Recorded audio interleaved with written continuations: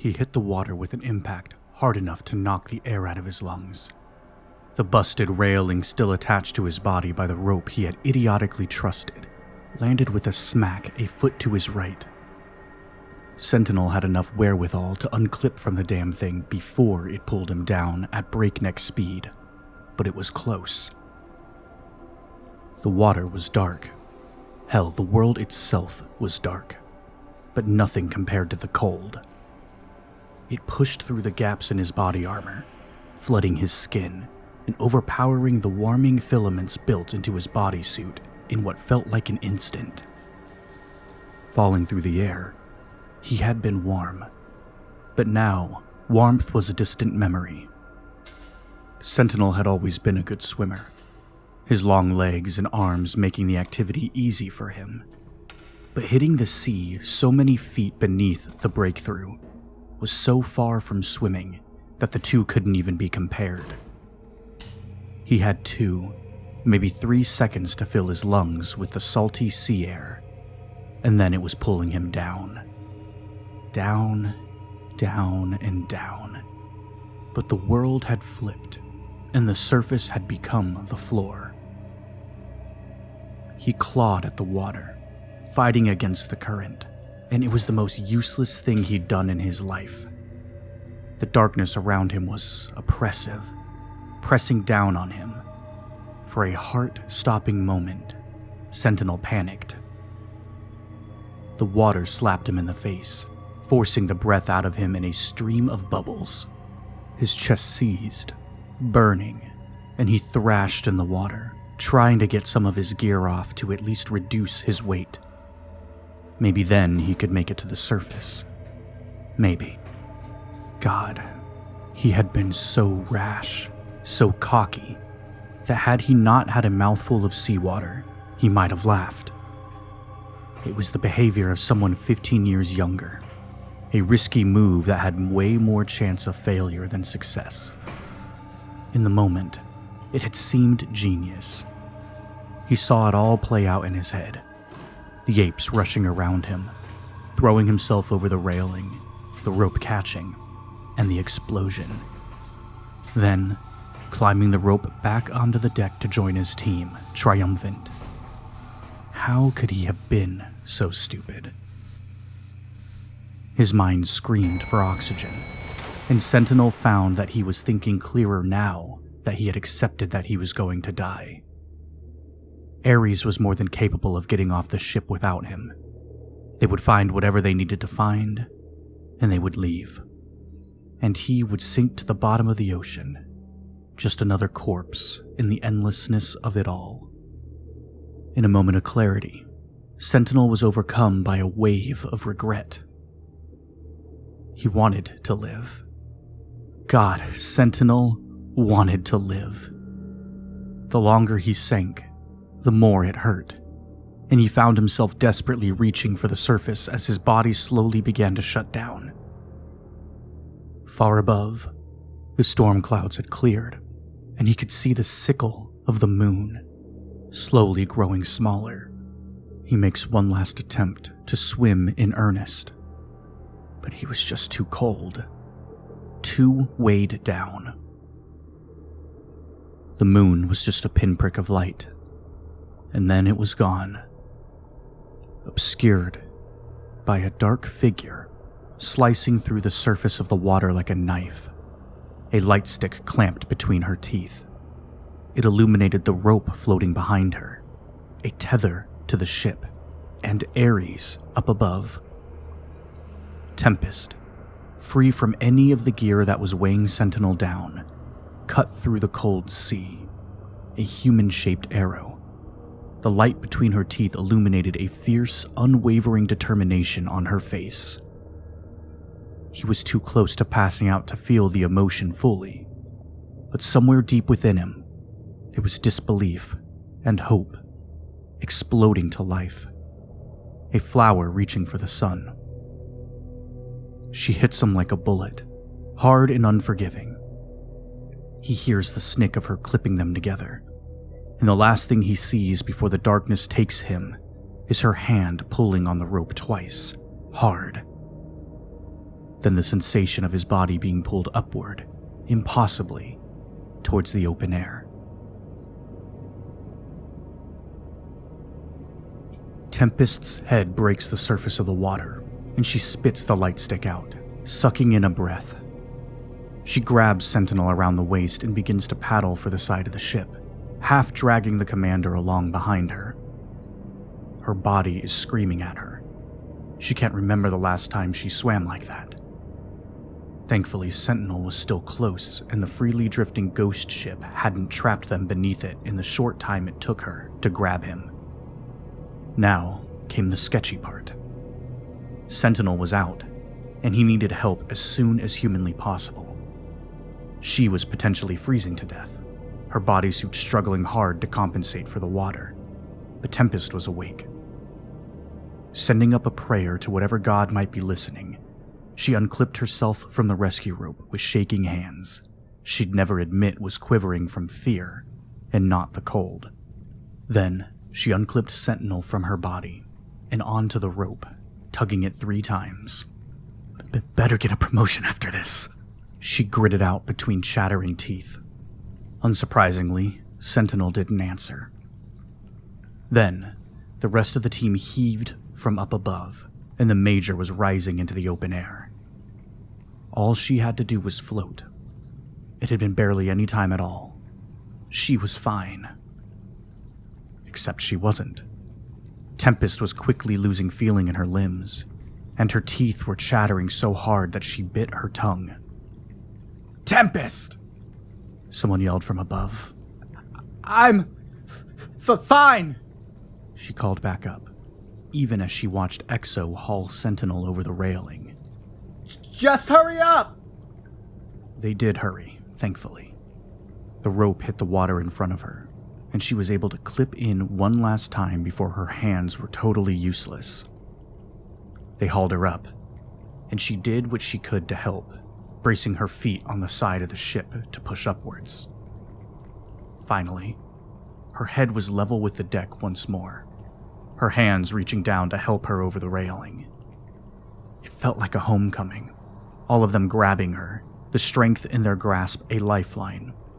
Her vision was swimming, eyelashes frozen to her face, and they all looked the same to her, black-clad, rifle-toting angels. Family. Something whispered in the back of her mind. She shushed it. One of them threw a silvery rescue blanket over her. When it became quickly apparent that she needed a minute before standing, one of them all but carried her to the bridge where Aegis was with Sentinel.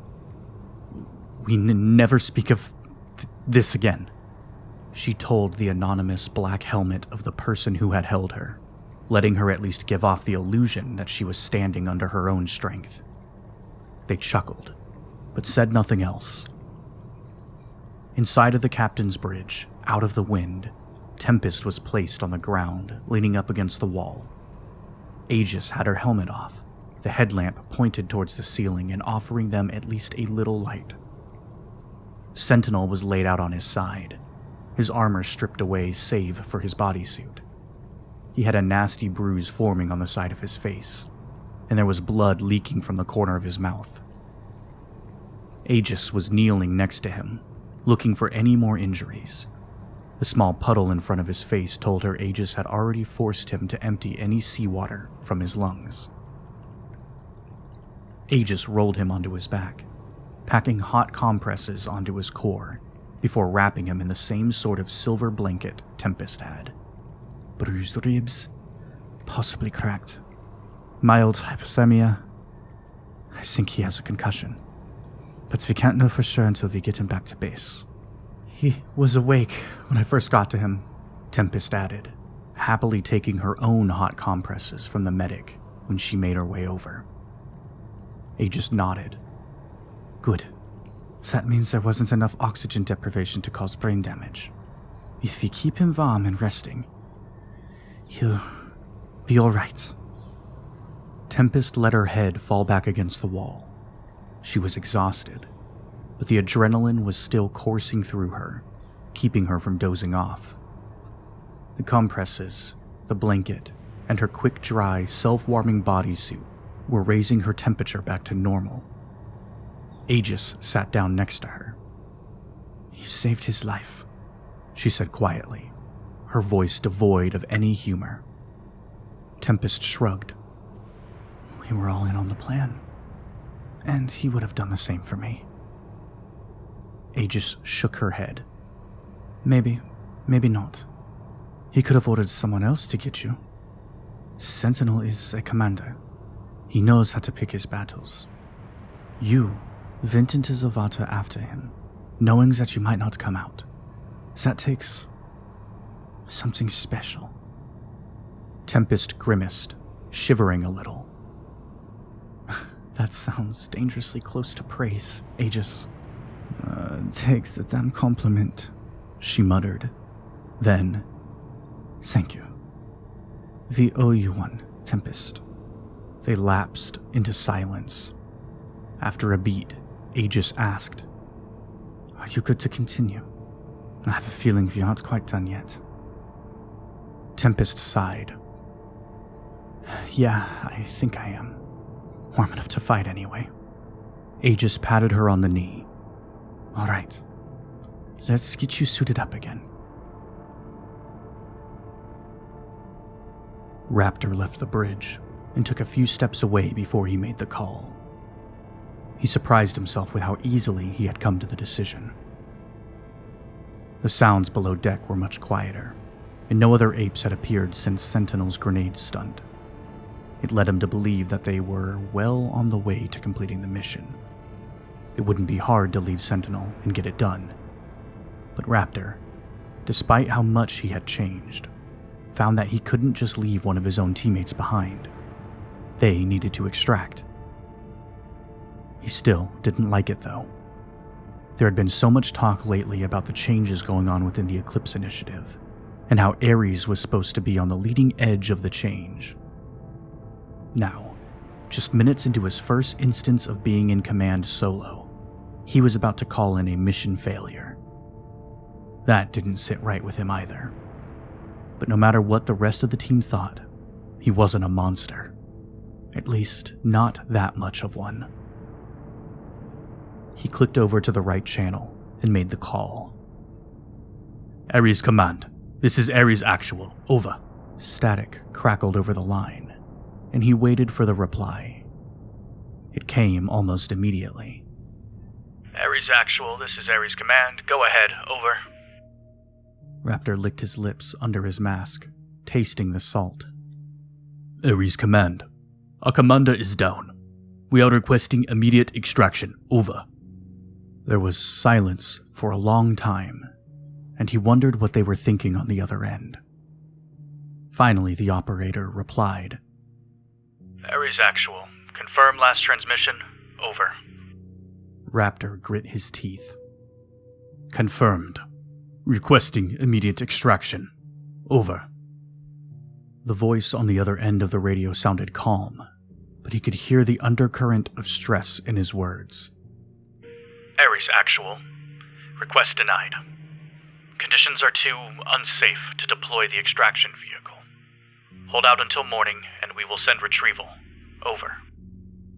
The anger hit him like a freight train, but Raptor knew better than to let it show in his voice. "Negative, Ares Command. Request immediate extraction, over." "Ares Actual, conditions are too dangerous to deploy. We cannot risk the personnel necessary to retrieve your team. Wait until morning, and we will send retrieval. Until then, continue to complete your objectives, over." "Ares Command, negative. Retrieval is required now, over." There was a sigh on the other end. "Raptor, stand down. We will discuss this further when you return to base. Over and out." "Ares Command." But the line was dead.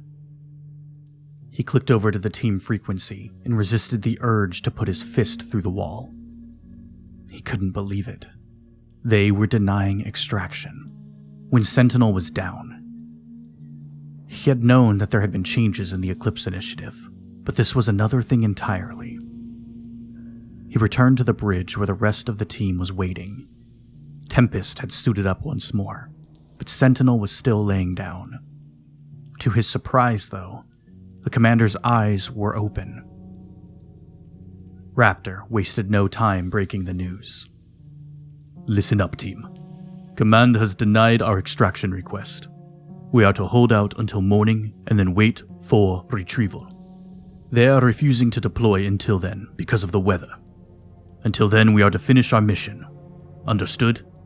Tempest swore colorfully, and the rest of the team stayed quiet. But Sentinel spoke up, his voice weak. "I could have told you that would be their answer." He was baffled. Umbral would never go out of their way to help a civilian, or even low-level operatives unless absolutely necessary. But to allow someone like Sentinel, a commander they had put a staggering amount of time and money into, to potentially die, made no sense. "Why? Why would they deny us? It makes no tactical sense." Sentinel tried to sit up, wincing. Aegis pushed him back down. The commander flicked his eyes towards Exo, and Raptor understood immediately. Keep it low-key, in case they were being observed. "Because whatever is on this ship is important. Important enough that they want us to complete our objective, even if it costs us or them." Tempest spoke up, her voice still hot with annoyance. "So we finish the mission then. We don't have that long until dawn." Aegis stood. "I'll stay with Sentinel. Keep an eye on him. So the rest of you finish what we came here to do." The commander shook his head. "Leave Exo. I'll be fine, Aegis. Go." Exo moved to Sentinel's side. "I'll watch him. I have a basic knowledge of first aid." Raptor nodded. "All right then. Hawkeye, Jester, any comments?" The two agents had been quiet thus far. Jester just gave him a thumbs up. "We're ready to roll, boss man." Hawkeye nodded. "Let's get off this damned boat." Raptor glanced over at Tempest, who was tightening her straps and checking her guns. She met his gaze and gave him a short nod. "All right then, let's move." They slipped out of the bridge and back into the hellscape of the ship. It was eerie how quiet it was. Raptor kept expecting another horde to come charging out of nowhere, but none did. The dead ones they passed on the deck were still and silent, and while there were still signs of life in the form of sound from the belly of the ship, it was more subdued than before. Ares must have significantly reduced their numbers. They made their way back to the lab, through the doors the apes had managed to destroy, stepping over their corpses as they went. More than other monsters they had faced, the chimps unsettled him. The way they fell in death was so human-like. Upturned palms eerily indistinguishable from a person's hands in the green of the night vision. The lab was nearly unchanged from how they had left it. The equipment was destroyed, glass and metal littering the floor. There were splashes of blood and other foul materials everywhere. The apes had torn into the walls, the ceiling, the floor, and everything in between. Jester whistled low. "Man, what a mess. Glad we aren't cleanup crew." Tempest elbowed him in the side. "Shut up. Come on, let's get this done. I want to get out of here." For once, Raptor wholeheartedly agreed with her sentiment. "Tempest, Jester, search this place for anything of interest. Hawkeye with me. Let's try and find an entrance to the lower level." The sniper nodded and followed him towards the stern of the ship, leaving Tempest and Jester to their work. They had already searched the bridge and the engine rooms earlier, but there was still plenty of ground to cover. Under his feet, he could hear the sounds that proved they weren't the only ones left alive on the breakthrough. There were bumps, knocks, and low, miserable hoots, but nothing as frantic as the first wave had been. he made his way to the captain's quarters, Hawkeye on his heels. The door had been knocked off its hinges, the inside ransacked by the apes. He stepped over the debris, looking for any hint of stairs or a hatch that would lead down to the lower decks. Beyond the captain's quarters were the crew's rooms, each holding 2 sets of bunk beds, and all equally as destroyed. They searched the first 3 and found nothing, but the 4th revealed a hidden hatch built into the floor. Raptor knelt next to it and yanked on the handle. The door groaned in protest, but eventually opened. He flicked on the flashlight on his rifle, pointing it down the darkened stairwell. The stench that hit them both was overpowering. Raptor gagged and heard Hawkeye do the same. It smelled like a zoo. Animal feces mixed with the metallic tang of blood. He could hear faint noises coming from below. Feeling grim, Raptor shut the hatch and stepped away. "Let's get the other 2 and head down." Hawkeye nodded and turned back around. They walked back towards where Tempest and Jester had headed. They turned the corner, and the hair on the back of Raptor's neck stood up. Tempest and Jester were standing in the middle of the corridor, rifles up. Between them was a chimp, its back to Raptor and Hawkeye. Its fur was patchy and falling out, revealing sickly pale skin beneath. It was hunched over, spine twisted. He could hear breathing in the enclosed space, wet and heavy. He wasn't sure why the other 2 had hesitated in the first place, but Jester swiftly raised his rifle and put the animal down. It made no move to advance the entire time, simply falling over and dying. When it hit the ground on its back, Raptor saw its face and knew the reason for the hesitation. There was no face. At least, not really. Its skull was misshapen, large and protruding from the sides. Teeth jutted out from between its lips, blood-stained and yellowed. It was blind, the eyeless sockets leaking a clear fluid. The nose was nothing more than a hole, and its jaw hung slack, drool oozing out from between the teeth. He stared down at the ruined creature. What the hell had happened aboard this ship? Shaken, he asked, "Any more?" Tempest shook her head. "Just this one.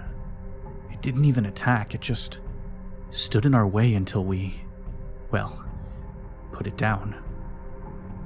"Anything else?" "All the records seem to be electronic. We'll need EXO to turn the backup generator back on if we want to view them." Raptor nodded. "Come on. We found the hatch to the lower deck. Let's go see what's down there. I don't want to risk the lights until we know we aren't going to have another stampede on our hands." He led them back to the crew quarters, gesturing to the hatch. Tempest and Jester covered while Hawkeye swung the door open, aiming down the stairs. When nothing rushed up to greet them, Raptor started down. It was pitch black, and the stench hit him even harder down below. He dropped silently to the floor, Tempest right behind him. Jester came next, Hawkeye bringing up the rear. It was a mess. The smell of animals was overpowering, and the walls and floors were stained with old filth. The apes had done their damage down here as well. But this was different from the labs upstairs. There were cells, dozens of them lining the narrow hallway. Most were destroyed, the steel bars bent and ripped from the hinges. Animal feces coated every surface, and blood was smeared over the walls. Tempest dry-heaved behind him, and Raptor felt his stomach roil.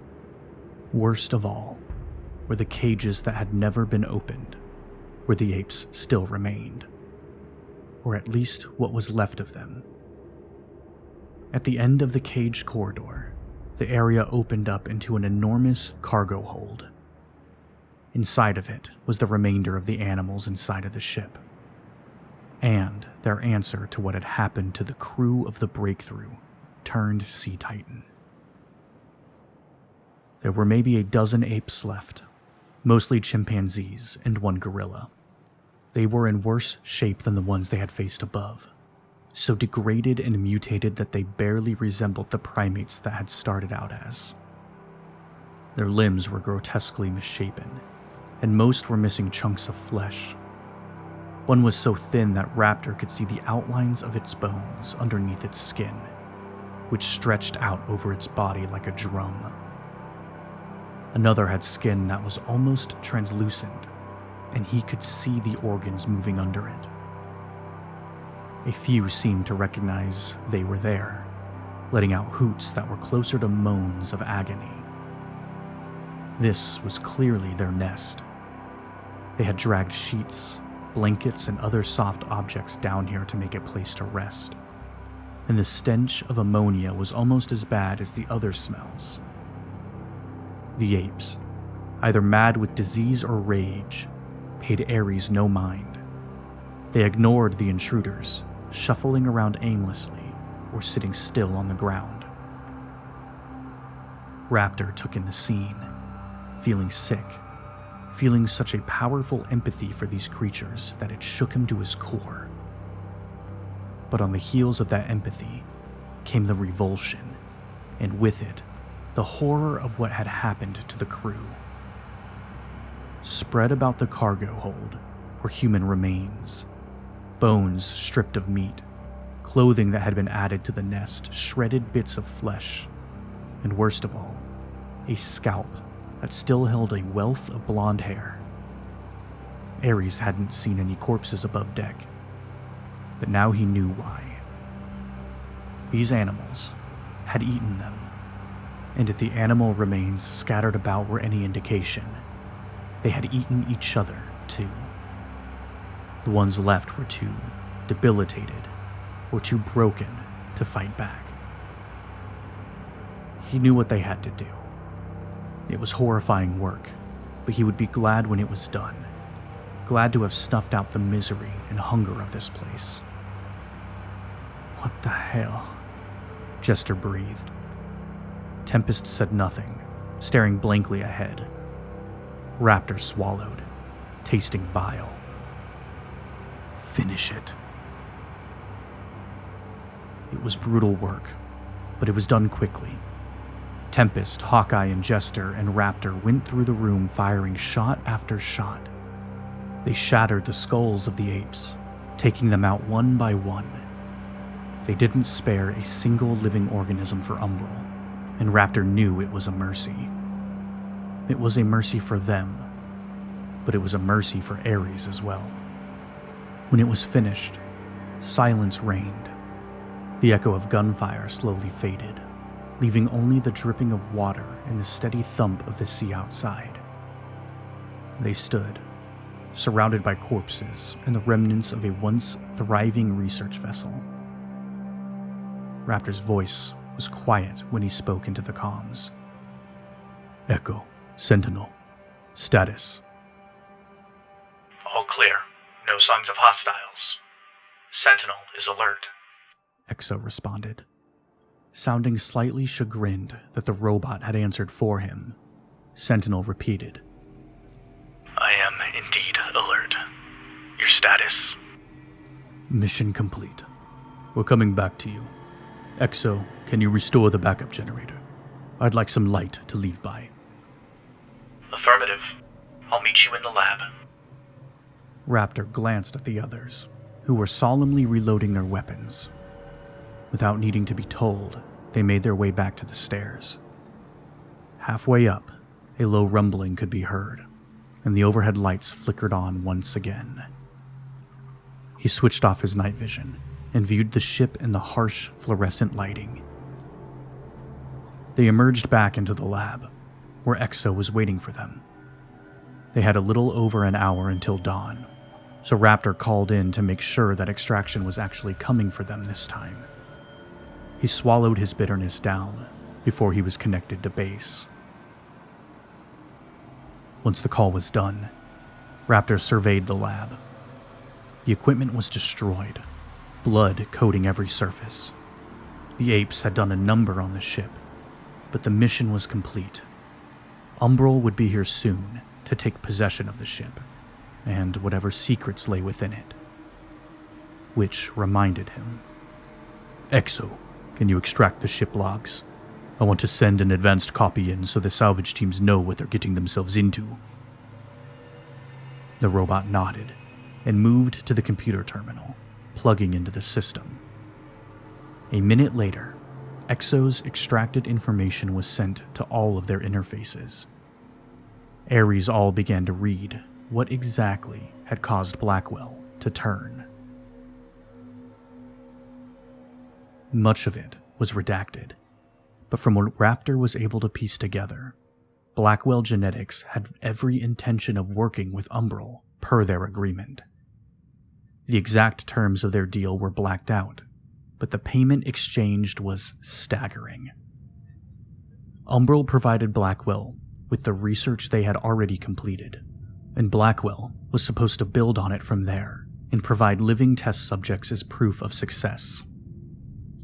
Blackwell Genetics had been hired to work on Umbral's Super Soldier program, and Umbral wanted it finished fast, no matter what the cost, whether the cost be monetary or the lives of the researchers and the test subjects. They had complied, until something went wrong. Well, not wrong, actually. So much better than Umbral or Blackwell had expected. From what Raptor could gather, the chimps had been changed within a minuscule window of time. The data showed that they grew stronger, faster, and smarter than even Umbral's models had predicted. Not only would Blackwell be done with the job years early, but their product would be exponentially more valuable than originally thought. Blackwell Genetics didn't see this as a way to ensure a longer working relationship with Umbral, though. They saw it as a way to become a megacorporation in and of themselves. They started stockpiling the money Umbral sent them, and prepared to escape with their findings. And that's exactly what they did. Umbral's reports stated that Blackwell Genetics' ship had been lost at sea, a costly loss. In reality, Blackwell had laid low for some time, reskinning their research vessel into an oil tanker, and continuing their work at the same time. They hoped to create an army, to move their experiments from ape to human, until said experiment began to swallow them whole. The genius, ungodly strong apes that had inspired Blackwell's defection began to change. Their intelligence went first, and with every ounce of it that faded, rage took its place. Then, they began to change physically, rotting from the inside out. The pain of this drove them into a frenzy, past the barriers of normal strength, until they could tear their way free of the cages that held them. One by one, the crew fell to the apes. They were eaten alive, torn limb from limb. The last few scientists to survive managed to hide down below deck, where the apes couldn't reach them. Or so they thought. The chimps broke down the doors, slaughtering the crew of the breakthrough. The last living scientist had locked them all inside of the ship, closing the bulkhead door tightly. And that was the last entry. Whatever happened after that, they would never know. Raptor wondered if the poor bastard had thrown himself overboard, rather than starve to death, listening to the animals below feast on what was left of the crew, mad and in agony. Jester was the first to say anything. Christ. Tempest swallowed hard, shaking her head. We should have just gone above deck. I could have gone my entire life without reading that. Hawkeye grunted in agreement. Raptor was silent. He had nothing to say. Ares would leave the ship to Umbral, and then let them figure out what to do with it. He motioned them forward, and they left the nightmarish lab behind. All the while, Raptor couldn't shake one thought from his mind. If there is anything truly human left in me, I will sink this fucking ship before any of this can be used on another living thing. Then, the conflicting thought, I'm just following orders. I'm just doing my job.